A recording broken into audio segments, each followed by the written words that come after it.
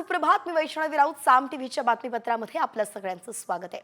या बातमीपत्राच्या सुरुवातीलाच भाजप नेते सुधीर मुनगंटीवारांसंदर्भातली बातमी आहे. मुनगंटीवारांनी एक वक्तव्य केलेलं आहे. माझं प्रमोशन होण्यासाठी हे सरकार कायम राहिलं पाहिजे असं हे विधान आहे आणि याच विधानामुळे आता खळबळ माजलेली आहे. नाशिकमधल्या व्याख्यानमालेमध्ये ते बोलत होते. तर उद्या प्रणिती शिंदे आणि परवा अरविंद सावंत मार्गदर्शन करणार असल्याचं कळतंय. त्यामुळे माझं प्रमोशन पुढे होणार असेल तर मग या दोघांना आमच्या पक्षात घ्यावं लागणार असा मिश्किल टोला त्यांनी लगावला. सुधीर भाऊ मुनगंटीवार यांनी त्यांचा की जो या व्याख्यान मागेगा येतो त्याचं प्रमोशन होतं. पण दडपण तर निघालं, पण शंका राहिली. शंका यासाठी राहिली की प्रमोशन व्हायचं असेल तर सरकार कायम राहिलं पाहिजे आणि माझं सरकार कायम राहिलं पाहिजे. हे जेवढं खरं आहे तेवढेच उद्याच्या वक्त्याचं आणि परवाच्या वक्त्याचं नाव बघितल्यावर भीती निर्माण झाली की जर मला प्रमोशन व्हायचं तर मला सरकार कायम ठेवावं लागेल आणि जो जो येतो त्याला प्रमोशन द्यायचं असेल तर या दोघांना पक्षात घ्यावं लागेल. आणि यानंतर 100 एक्सप्रेसच्या माध्यमातून बातम्यांचा झटपट आढावा. काँग्रेस नेते विजय वडेट्टीवारांनी मंगेशकर कुटुंबावरती वादग्रस्त विधान केलेलं आहे. मंगेशकर कुटुंब लुटारूंची टोळी आहे. त्यांनी दान केल्याचं कधी कोणी पाहिलंय का? केवळ गाणं चांगलं म्हटलं म्हणून त्यांचा उदो उदो झाल्याचं विधान वडेट्टीवारांनी केलंय. पुण्यातील मंगेशकर हॉस्पिटलमधील तनिषा भिसे कुटुंबाला शिंदेंनी दिलेली मदत नाकारलेली आहे. एकनाथ शिंदेंकडून भिसे कुटुंबाला 5 लाखांची मदत देण्यात आली होती. मात्र पैसे नको, हॉस्पिटलमधील चुकीच्या लोकांवरती कारवाई करा अशी मागणीच भिसे कुटुंबियांनी केली आहे. ठाणे इथल्या कोलशेत भागामध्ये लोढा बांधकाम व्यावसायिकांच्या एका प्रकल्पात हजारो ग्राहकांची फसवणूक झाल्याचा आरोप मनसेनं केलेला आहे. आणि या प्रकल्पात हजारो ग्राहकांनी पैसे गुंतवले होते. लोन मंजूर न झाल्यामुळे घराची बुकिंग रद्द करण्याची विनंती मनसेतर्फे बिल्डरला करण्यात आली आहे. बिल्डर यांनी लोकांनी भरलेले लाखो रुपये परत करण्यास विरोध केलाय.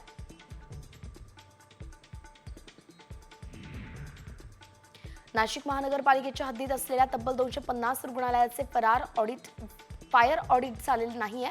तर माहितीच्या अधिकारात ही माहिती समोर आलेली आहे. आणि यानंतर नाशिक महानगरपालिका प्रशासनानं खळबळून जागा होत महापालिका प्रशासनाकडून 250 रुग्णालयांना मात्र नोटिसा पाठवण्यात आल्या.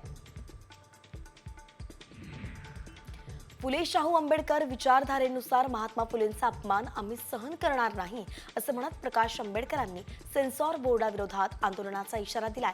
शुक्रवारी सकाळी 11 वाजता महात्मा फुले वाडा इथे आंदोलन होणार आहे. पश्चिम रेल्वेच्या माहीम ते बांद्रे दरम्यान गड टाकण्यासाठी शुक्रवारी शनिवारी रात्रकालीन ब्लॉक घेण्यात येणार आहे आणि त्यामुळे एकूण 334 लोकल फेऱ्या रद्द करण्यात आल्या आहेत. शुक्रवारी रात्री 11 ते शनिवारी सकाळी 8:30 पर्यंत धीम्या तर रात्री 12:30 ते सकाळी 6:30 पर्यंत जलद मार्गावरती हा मेगा ब्लॉक असेल.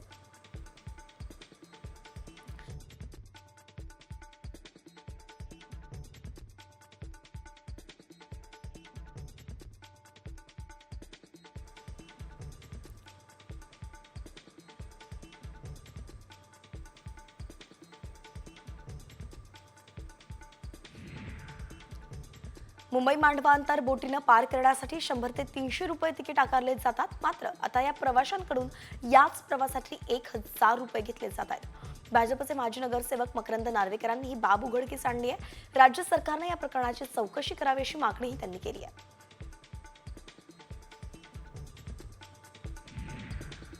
बदलापूरकरांचा सकाळचा प्रवास आता गारेगार होणार आहे. कारण 16 एप्रिलपासून सकाळी 10:42 लोकल एसी होणार आहे.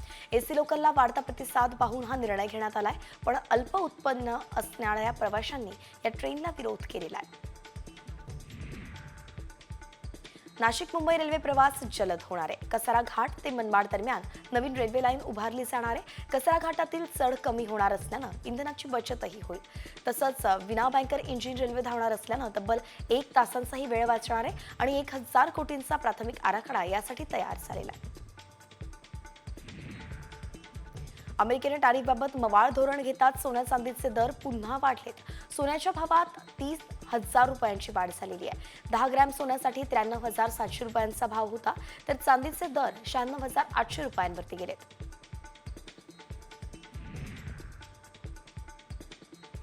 बदलत्या जीवनशैलीमध्ये लहान मुलांमध्ये सुद्धा लठ्ठपणा वाढतोय आणि हा प्रकार टाळण्यासाठीच शालेय पोषण आहारात खाद्यतेलाचा वापर 10% कमी करावा असे निर्देशच शिक्षण विभागाकडून देण्यात आले.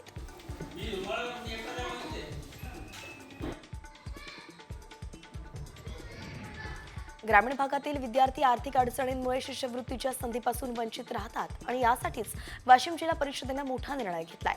आता शिष्यवृत्ती परीक्षेची फी जिल्हा परिषद भरणार आहे. जिल्ह्यातील 772 जिल्हा परिषद शाळांमधील विद्यार्थ्यांना याचा फायदा होणार आहे. जालन्यामधील अंबड तालुक्यामध्ये श्रीराम नवमी महोत्सव उत्साहात पार पडलाय. दशमीच्या दिवशी सोंगांचा कार्यक्रम झाला आणि यावेळी विविध सोंगांनी रंगत आणली आहे. श्रीराम मंदिर साडेगाव इथल्या एका कार्यक्रमाची सुरुवात हरिदासांच्या सोंगानं झाली.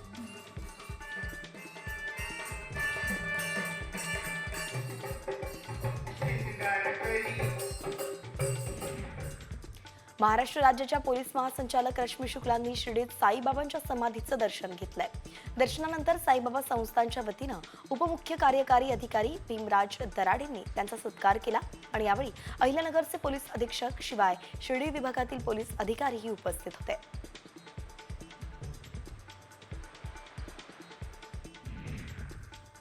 एक अतिशय महत्त्वाची बातमी आपण पाहतोय. एसटी कर्मचाऱ्यांसाठीची ही बातमी आहे. एसटी कर्मचाऱ्यांना आता उर्वरित पगार मंगळवारी मिळणार असल्याचं कळतंय. खरं तर आनंदाची ही बातमी आहे, कारण त्यांच्या पगारात कपात करण्यात आली होती. मात्र आता उर्वरित पगार एसटी कर्मचाऱ्यांना मिळणार आहे. 44% पगार जो राहिला होता तो आता मंगळवारी दिला जाणार आहे. साम टीव्हीच्या बातमीचा हा इम्पॅक्ट आपण पाहू शकतोय, कारण की एसटी कर्मचाऱ्यांना केवळ 56%च पगार मार्च महिन्याचा मिळणार आहे. ही बातमी सगळ्यात आधी साम टीव्हीनं दाखवली होती. ही बातमी जी आहे ती उचलून सुद्धा धरली होती आणि त्यानंतर आता उर्वरित 44% पगार मंगळवारी होईल.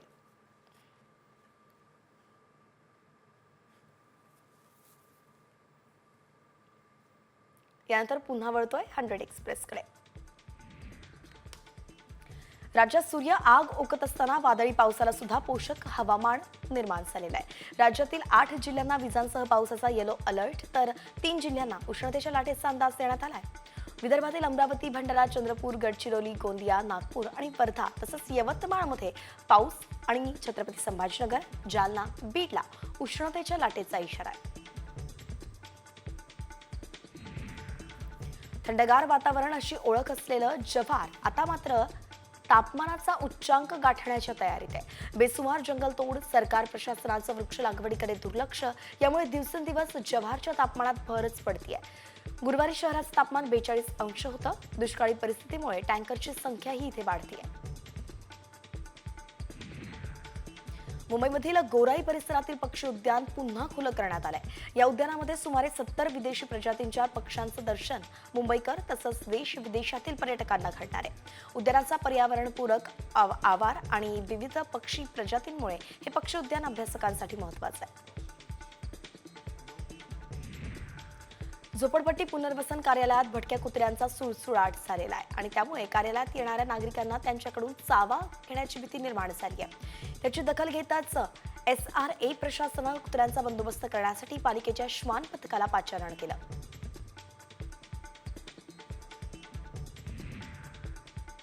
नवी मुंबई महापालिका आयुक्तांनी जन्म, मृत्यू, विवाह नोंदणी प्रक्रिया अधिक अद्ययावत करण्याचे निर्देश दिले. नागरिकांना ही प्रमाणपत्र ऑनलाईन स्वरूपात मिळण्यासाठी तांत्रिक सुधारणा करण्याचे आदेश दिले आणि यासोबतच अन्य सुविधांमध्ये सुद्धा सुधारणा करण्याचे आदेश दिले आहेत. त्यामुळे काम वेगानं पूर्ण होणार आहे. मुंबई कृषी उत्पन्न बाजार समितीच्या उत्पन्न वाढीसाठी कडक पावलं उचलली जात आहेत. कर वसुलीसाठी गेल्या 10 दिवसात कडक कारवाई करण्यात आली आहे. कर चुकव्या व्यापाऱ्यांच्या गाड्या पकडण्यात येत असून गेल्या 10 दिवसांत 11 लाखांचा दंड वसूल करण्यात आलाय.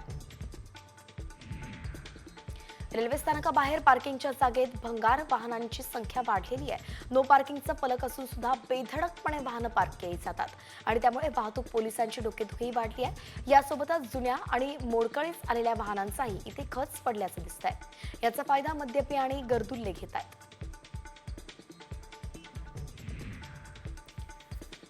जिल्हा सरकारी रुग्णालयामध्ये मंगळवारी शिर्डीतील 4 भिक्षुकांचा मृत्यू झाला होता आणि त्याच दिवशी जिल्हा रुग्णालयातून 3 भिक्षुक पळून गेले होते. दरम्यान तब्बल 24 तासानंतर भिक्षुकरू पळून गेल्याची तक्रार दाखल करण्यात आली आहे. या प्रकरणी निलेश लंकेंनी पोलिसांवरती गलथान कारभाराचा आरोप केलेला आहे. उल्हासनगरमध्ये भारतरत्न डॉक्टर बाबासाहेब आंबेडकर यांच्या पूर्णाकृती पुतळ्याचं अनावरण करण्यात आलं. आंबेडकर जयंतीच्या पार्श्वभूमीवरती स्थानिक आमदार डॉक्टर बालाजी केणेकर आणि भंतेजी एन आनंद महातेरो यांच्या हस्ते या पुतळ्याचं अनावरण करण्यात आलं.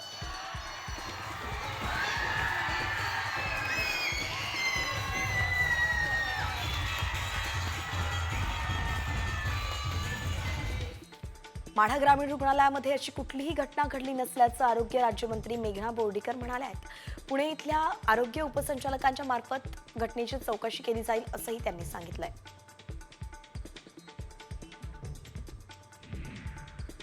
जालना जिल्हा सामान्य रुग्णालयासमोर 2 गटांमध्ये तुफान हाणामारी झाली आहे.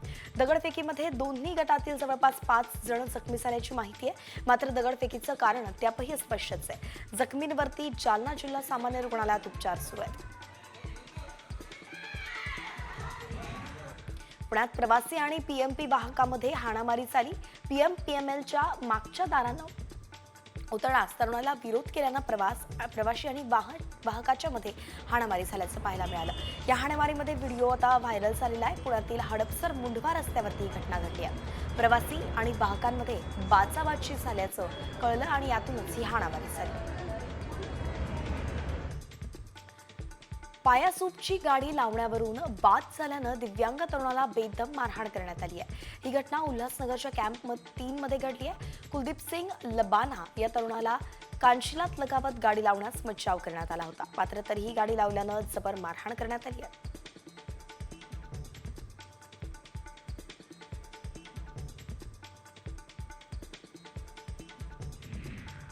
पुण्यात गॅस दरवाढ विरोधात ठाकरे गटाच्या कार्यकर्त्यांनी चूल पेटवा आंदोलन केलं.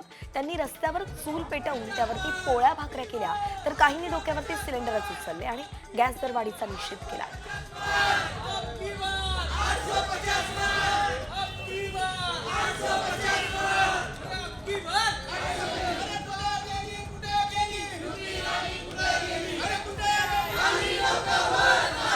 विक्रोळीमध्ये गॅस सिलेंडर दरवाढ विरोधात केंद्र सरकारची तिरडी यात्रा आंदोलन केल्यानं आमदार सुनील राऊतांसह 300 शिवसैनिकांच्या विरोधात गुन्हा दाखल करण्यात आलाय. विक्रोळी पोलिसांनी अनधिकृत आंदोलन करणं, वाहतुकीस अडथळा निर्माण करणं अशा कलमांच्या अंतर्गत गुन्हा दाखल केलाय.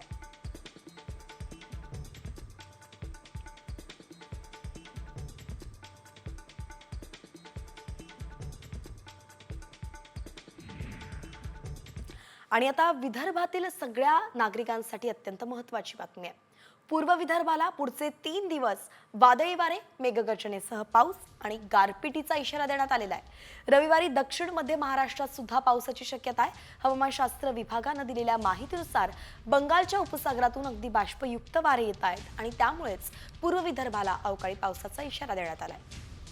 ग्राफिक्सच्या माध्यमातून जरा पाहूयात की नेमकं कुठे कुठे पावसाचा इशारा देण्यात आलेला आहे.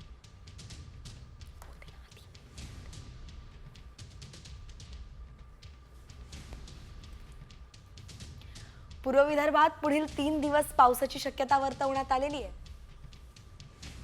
अमरावती, वर्धा, नागपुरात पाऊस पडण्याचा अंदाज आहे. तर गोंदिया, चंद्रपूर आणि गडचिरोलीला सुद्धा अलर्ट जारी करण्यात आलाय. पश्चिम महाराष्ट्रात सुद्धा रविवारी कोल्हापूर, सांगली आणि सोलापुरात पाऊस बरसण्याचा अंदाज आहे. तर मराठवाड्याच्या धाराशिव आणि लातूरला रविवारी पावसाची शक्यता देण्यात आली आहे.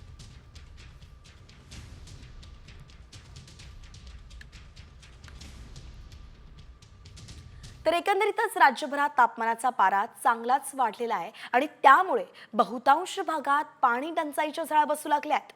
गाववाड्यांना पाणी पुरवठा करणारे जलस्रोत आटू लागलेत आणि त्यामुळे टँकरची मागणीही वाढू लागलेली आहे. राज्यात 14 जिल्ह्यांमध्ये टँकरद्वारे पाणी पुरवठा केला जातोय, तर पुणे जिल्ह्यामध्ये सर्वाधिक 60 टँकर सुरू करण्यात आलेत.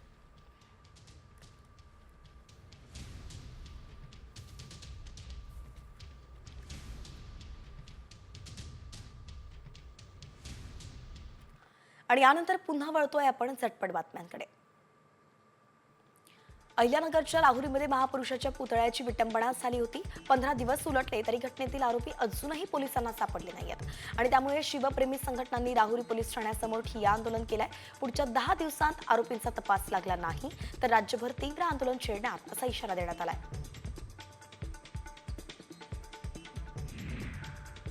कृषी मंत्री माणिकराव कोकाटे यांनी शेतकऱ्यांच्या कर्जमाफीबाबत केलेल्या वक्तव्यावरून ठाकरे गट आक्रमक झालाय.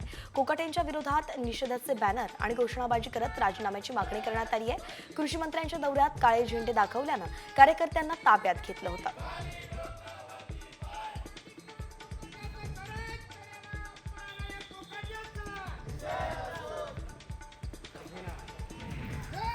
बुलढाण्यामध्ये पोलिसांनी 15 ते 20 लाखाचा गुटखा पकडलाय.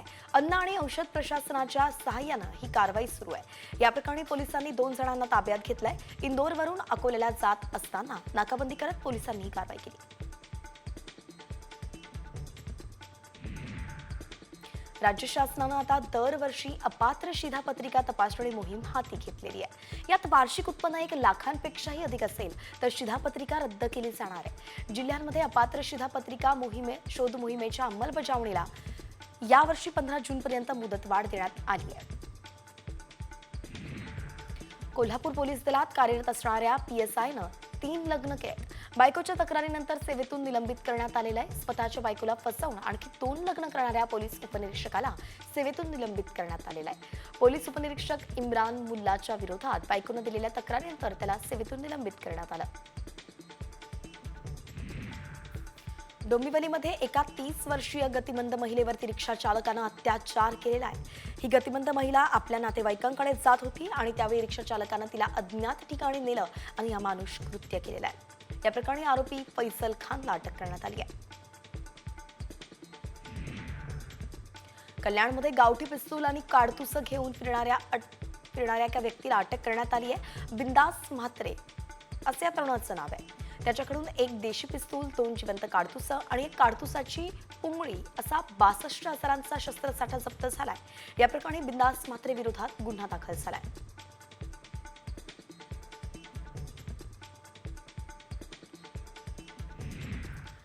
आणि एक मोठी बातमी आपण पाहतोय. समृद्धी महामार्गावरती मेहकर जवळ नागपूर कॉरिडॉरवरती एक भीषण अपघात झालेला आहे. भरधाव कार समोर जात असलेल्या ट्रकला पाठीमागून धडकून झालेल्या या अपघातात 2 जण ठार झालेत तर 3 जण जखमी झालेले आहेत. पहाटे 5च्या सुमारास ही घटना घडली आहे. कार पुण्याहून वाशिमकडे जात असताना कार चालकाला डुलकी लागली आणि कार अनियंत्रित झाली. अनियंत्रित कार समोरच जात होती. यावेळी ट्रकला ती धडकली आणि हा अपघात झालेला आहे. जखमींवरती मेहकर इथल्या शासकीय रुग्णालयात उपचार करण्यात आलेत. मात्र 3 जखमींची प्रकृती चिंताजनक असल्यानं पुढील उपचारासाठी त्यांना छत्रपती संभाजीनगरमध्ये रवाना करण्यात आलेला आहे.